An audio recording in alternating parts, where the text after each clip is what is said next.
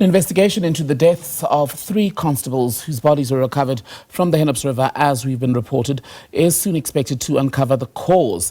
That's according to Police Minister Senzo Mchunu, who spoke to the media today about investigations on the sidelines of a meeting with MECs for Community Safety from the country's 9 provinces. They met in Bela-Bela in Limpopo. The meeting was overshadowed by the recent discovery of the bodies of those constables. Their names, Bela-Bela, Base and Bela-Bela. They were last seen travelling from the Free State on their way to Limpopo. They were going to be going to the Waterberg and Capricorn districts as part of Operation Vala Umgodi, which targets illicit mining activities in the country. Police say that their colleagues in the province sounded the alarm when the 3 did not report for duty on Thursday last week. Police say that post-mortem results will now give more clues, in fact, confirm how they died. To go back to the breaking news story that we've been reporting this evening, parts of a vehicle, which we understand have been found in the vicinity where the bodies of the 3 constables are found. Constable Lewis bringing us that breaking news story just a few moments ago. We're expecting now that police will give a more comprehensive update as to what they know about these parts of the vehicle, because there is much concern at this point for the families of the 3 constables about what exactly happened in those late hours of Wednesday night into Thursday morning. We know at this stage that there isn't a cause that police have narrowed down, and there has been the appeal from the police that there not be speculation, especially a lot of insensitive commentaries, what Minister Senzo Mchunu was talking about today regarding what may have befallen them. There is also the mystery of why 2 other bodies were found along the same Hennops River area.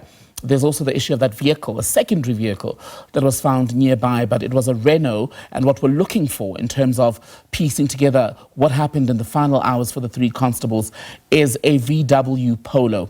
Images of that had been widely circulated from when news broke of their disappearance over the weekend. But by yesterday, there was still no official sighting as to what happened. The search was expansive for these 3 constables.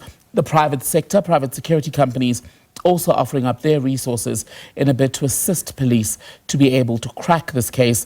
And then information from a passerby, we're told, is what ultimately led them to the Hennops River in the Centurion area. And that is where, unfortunately, the tragic news was confirmed that the 3 constables had died. So that is the timeline as we have it at the moment.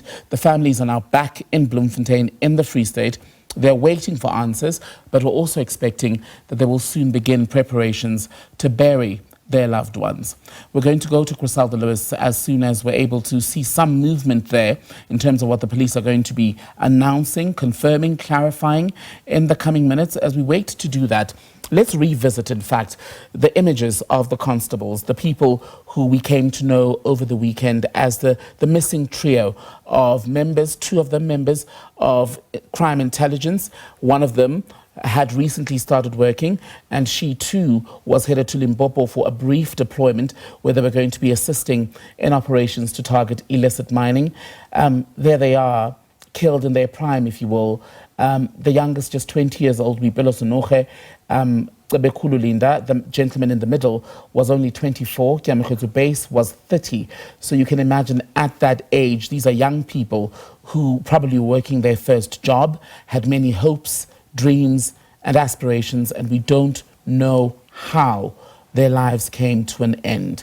So we're waiting to hear if police have been able, 24 hours after confirming that they have died, whether police have been able to get some information as to how it happened. So we're going to keep an eye on this situation. Bongiwe and I, having spoken to multiple other people about their analysis regarding the possible scenarios, Bongiwe.